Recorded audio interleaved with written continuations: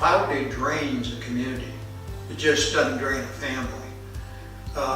No taxes are paid by the family because they don't have any money, but they have the services. So the community benefits by the elimination of poverty by turning people that are using the system into folks that support the system. In simple terms, the Cincinnati Works model is holistic across the family. And we join hands with other skilled nonprofits with a single most important thing, that is the end result, the elimination of poverty in that family's life. Gee, now I just get a job. It's not that simple. You got to work on all the barriers, got to help them deal with those barriers so that they can stay employed. The getting of the job is relatively easy. It's the retention that is the real tough thing. 60% of the people walk in our door walk in with chronic depression and anxiety. On a good day they can get a job, on a bad day they can't get out of bed. Legal problems. The ultimate decision making is not us. It's, we are coaches. That's what we coach. They play the game. So they make the decision of where they're going to go to work. All of these wraparound services, the barrier removal services you have, are going to benefit that employer.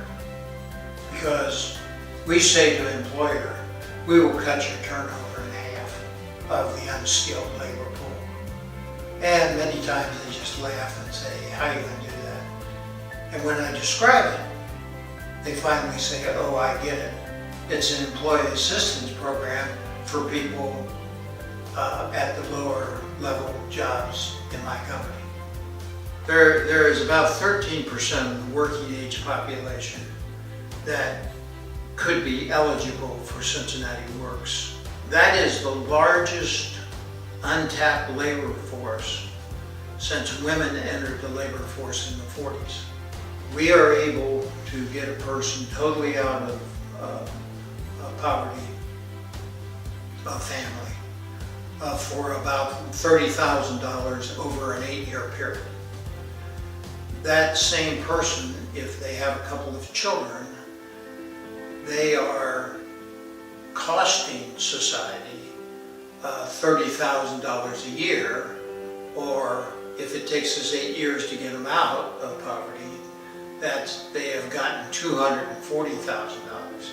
The thing that just shocks me about poverty is people in poverty have a 20-year life expectancy less than mine. That is a terrible waste of human talent. If you don't deal with this issue, the cost will overwhelm you. And it's the social cost. It's the kids not doing well. It's the growing. You cannot have. There's a point, and I'm not sure I know where it is, but there's a point where the community cannot support the people in poverty. And then what's going to happen? I got a great story about a mom. She got a teller job, and there's a radio television station in Cincinnati that holds a 5-minute community thing once a week on Thursday night as part of the news. And it was the particular one that I'm referring to. It was show and tell at school, and it was a first grade class, and this little girl says, my mom owns a bank. And she was talking about her mom as the teller. I took that clip and took it to the president of the bank. I showed it to him, and he says, that's phenomenal. He went down to that teller and he gave her a share of stock. The mom takes the share of stock, frames it, and puts it above the televisions.